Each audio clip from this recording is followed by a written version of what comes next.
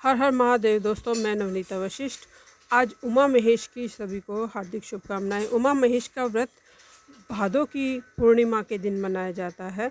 इस दिन ये व्रत करने से उमा महेश की कृपा तो प्राप्त होती ही है। आज का दिन विशेष लाभ और संभावनाओं से भरा हुआ है। उमा महेश का व्रत की कथा में भी ये प्रसंग है कि जब दुर्वासा ऋषि ने अपनी रुद्राक्ष की माला भगवान नारायण को दी तो उन्होंने वो माला अपने गरुड़ को पहना दी थी। अब जब ये माला दुर्वासा ऋषि ने भगवान विष्णु को दी थी और उन्होंने उसको गरुड़ को पहना दिया तो वो बहुत क्रोधित हो गए थे और उन्होंने विष्णु जी को श्राप दे दिया था कि तुम्हारी जो लक्ष्मी है वो चली जाए, सुदर्शन चक्र तुम्हारा साथ छोड़ दे और तुमने मेरी माला का अपमान किया है और जो लक्ष्मी पर तुम घमंड करते हो वो लक्ष्मी भी तुम्हें छोड़कर चली जाए।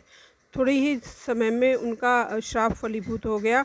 जब भगवान नारायण ने दुर्वासा ऋषि से क्षमा मांगी तो उन्होंने कहा कि आप उमा महेश का व्रत करें तो आपको वापस से ये सब सौभाग्य, ऐश्वर्य, लक्ष्मी प्राप्त हो जाएगी, सुदर्शन चक्र भी आ जाएगा। उमा महेश का व्रत की विधि पूछकर भगवान नारायण ने ये व्रत किया। इस व्रत के प्रभाव से भगवान नारायण को सुदर्शन चक्र समेत सभी सौभाग्य, ऐश्वर्य, लक्ष्मी प्राप्त हो गई।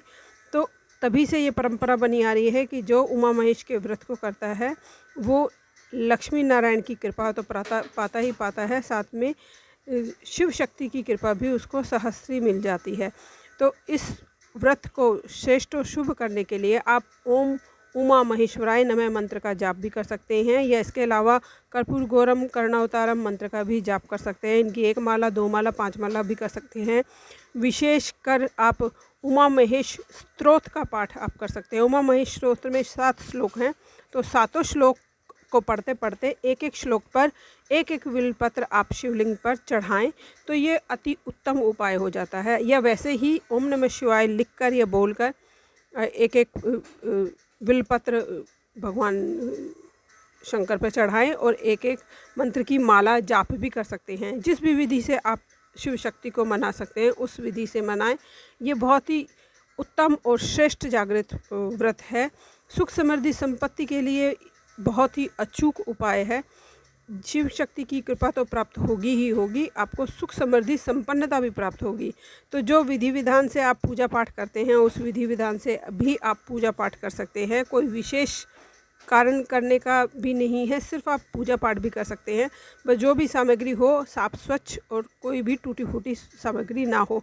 ये उपाय आप अपने घर में मंदिर में भी कर सकते हैं या किसी शिवालय में भी जाके कर सकते हैं। जैसे आपको सुविधा लगती है वैसे ही इस व्रत को करें, इस उपाय को करें। व्रत ना कर सके तो खाली पूजा भी कर लें। बस जो भी करें भाव से करें, विश्वास से करें। शिव शक्ति की अनुकंपा प्राप्त करने के लिए ये बहुत ही श्रेष्ठ और शुभ व्रत है। उमा महेश के व्रत को जिसने भी किया है उसने सब कुछ अपनी ज़िंदगी में सहस्त्री पा लिया है। उमा महेश्वर आपकी सभी मनोकामनाएं पूर्ण करें, इसी भाव और विश्वास के साथ। धन्यवाद दोस्तों, नमस्कार।